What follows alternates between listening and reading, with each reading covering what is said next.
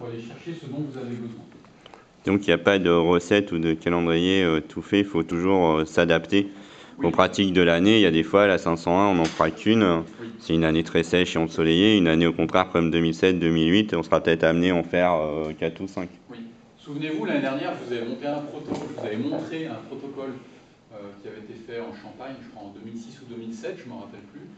Et vous m'aviez fait la remarque, pour certains, ce n'était pas forcément négatif, c'était juste un constat de votre part. Vous m'aviez dit, waouh, il y a des vitis, c'est impressionnant. Ils avaient rapproché énormément de traitements, puis après, pratiquement plus rien. Puis d'autres avaient plus espacé, parce qu'ils n'étaient pas au même endroit, et puis qu'ils avaient mis le pifomètre en place, quoi. Et ça, c'est inaliénable à votre expérience. Moi, personnellement, je ne peux pas remplacer ça, quoi. Votre regard, votre expérience, basée sur la technicité liée à ces modes préparatoires, ça fait que vous en sortirez bien. Mais si je vous montre, si je vous élabore ce que j'appelle moi un plan Bayer, n'y voyez pas de provocation. C'est-à-dire que le 8 avril, c'est marqué traitement insecticide, je traite le 8 avril en insecticide. Le 9 juin, traitement fongicide, en général c'est plus rapproché, donc je traite en fongicide.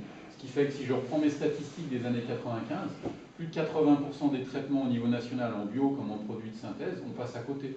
C'est-à-dire qu'on traite en insecticide quand il n'y a pas d'insectes, on traite en fongicide quand il n'y a pas de champignons, ou on traite sur une plante qui s'est déjà défendue par elle-même. Vous vous souvenez, on en avait parlé. Donc voilà, ça aussi, il faut faire attention. Donc, voilà, ça, pour moi, il ne faut pas l'occulter. Et puis ensuite, on va pouvoir commencer à penser, vous vous rappelez, à raison de 2 traitements par mois, l'extrait, si on le peut, maximum, l'extrait fermenté d'ortie. On était à 5 litres par hectare, c'est-à-dire 5 litres d'extrait fermenté pur, un purin d'ortie qu'on a élaboré, hein, qu'on va mettre dans 100 litres d'eau. C'est l'aéroport. Ouais. Il y a du tuning dans le fond.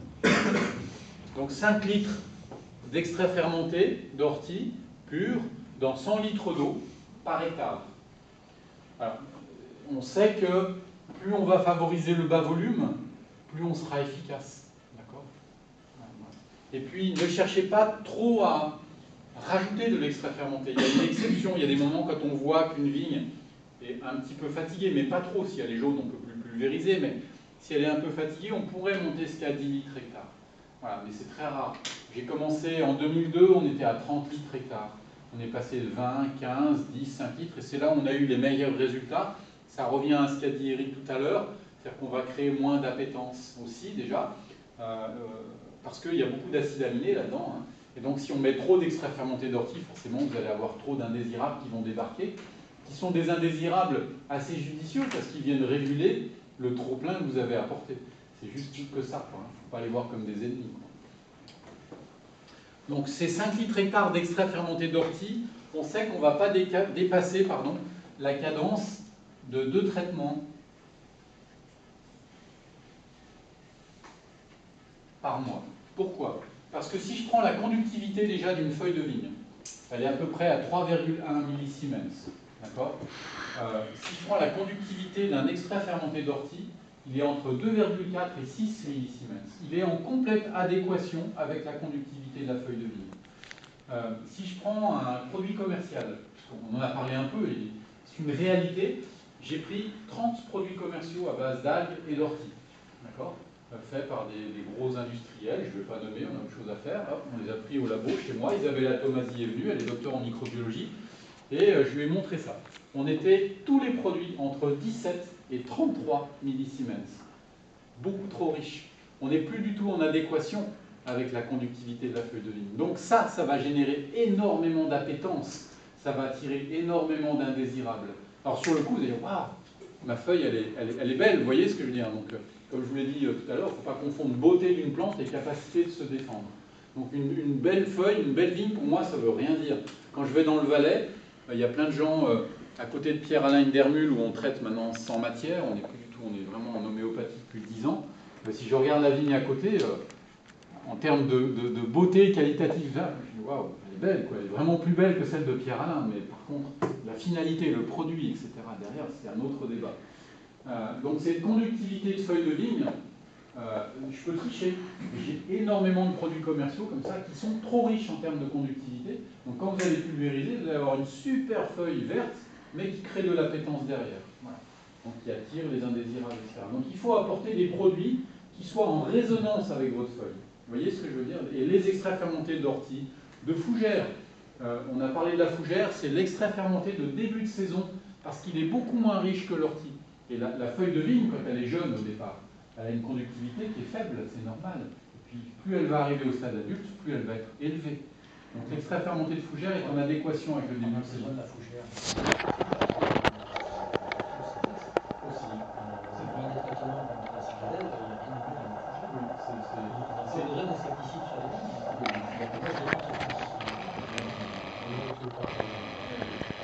2% d'hétérogénéité, ça suffit pour injecter vraiment de l'indésirable. Oui, oui, je suis convaincu. Et l'avantage, en plus, c'est qu'elle a une conductivité très faible. Donc, tu vas repousser les indésirables, mais tu ne vas pas faire exploser ta vigne. Tu vas juste apporter ce qu'il faut. Elle va le prendre et elle ne va pas être gorgée, gavée comme une oie.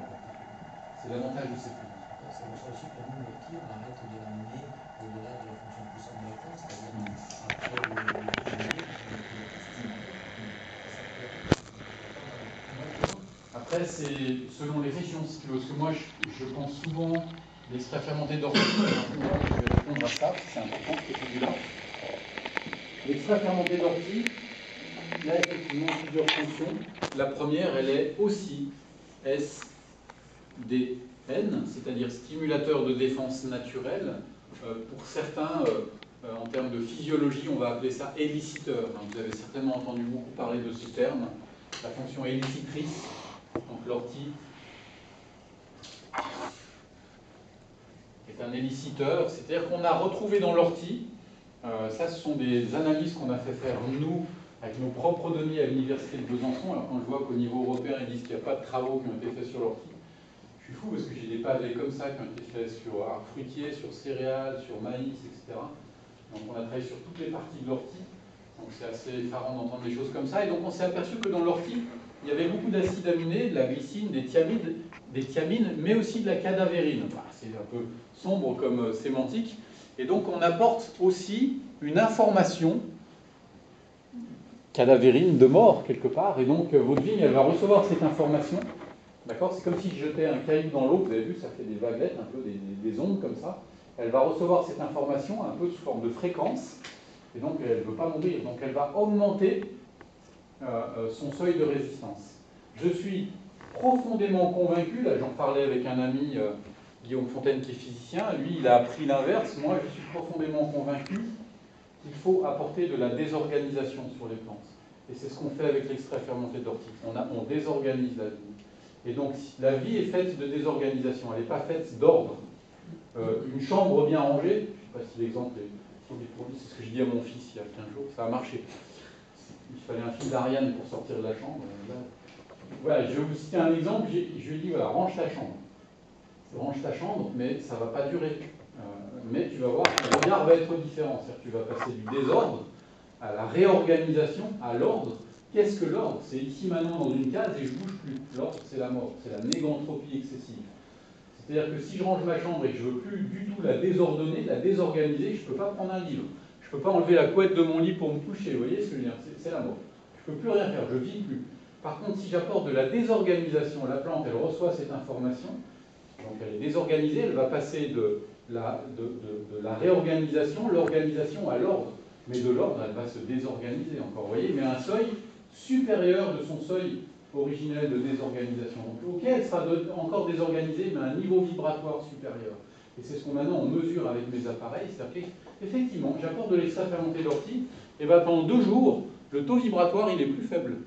Vous voyez? Mais alors après, il est supérieur à ces 2 jours avant le traitement d'ortie. Et je monte, et je monte, et je monte. Donc si le taux vibratoire est supérieur, forcément, arrêtez-moi si je vais dire, mais la résistance est nettement supérieure, et on s'en aperçoit. Voilà.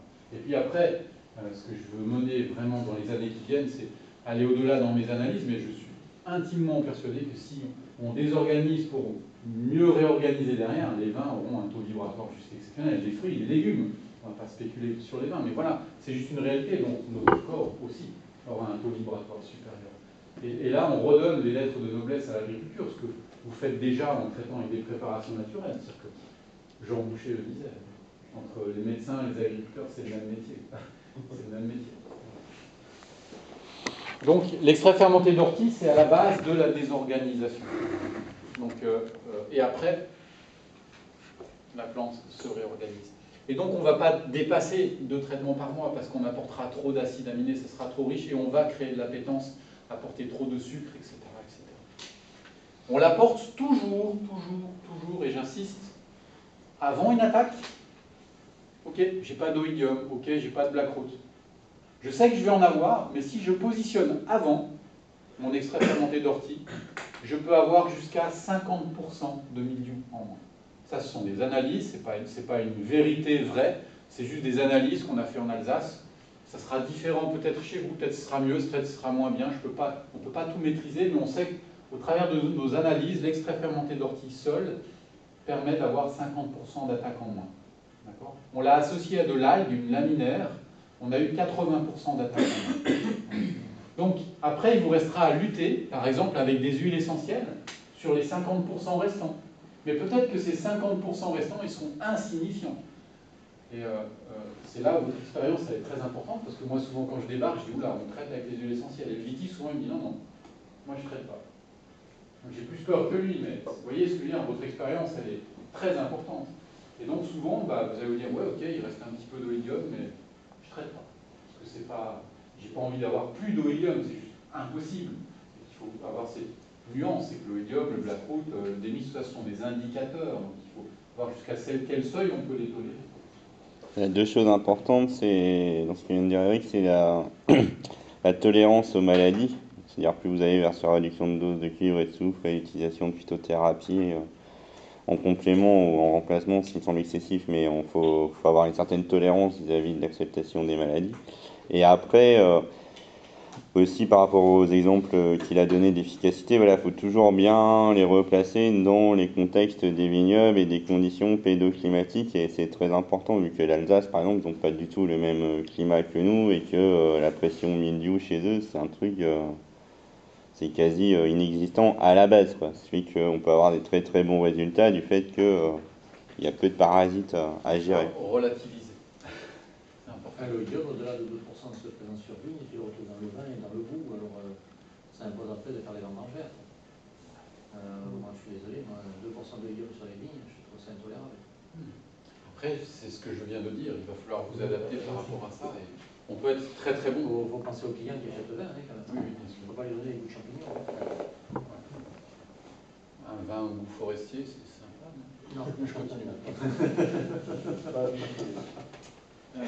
Alors, avant une attaque, ou quand est-ce qu'on pourrait utiliser d'une autre manière l'extrait fermenté d'ortie? Est-ce que vous vous souvenez?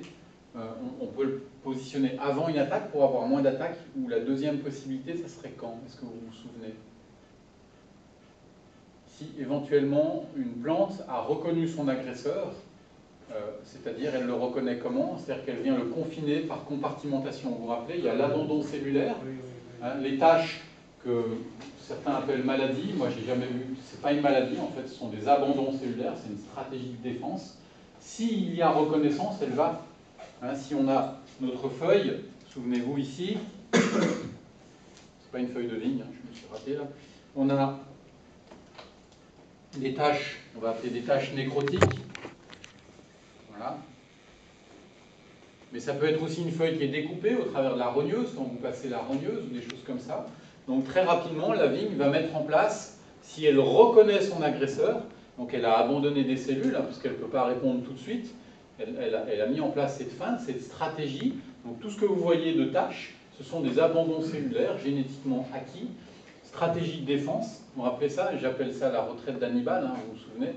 Hannibal, quand il a voulu attaquer Rome, il n'a pas pu y aller en frontal, donc il a feint de battre en retraite, et après il est revenu avec les éléphants. C'est exactement ce que fait la plante, elle feint de battre en retraite, et si elle reconnaît son agresseur, elle le confine, elle le compartimente avec des phénols, des quinones, des orthoquinones, etc.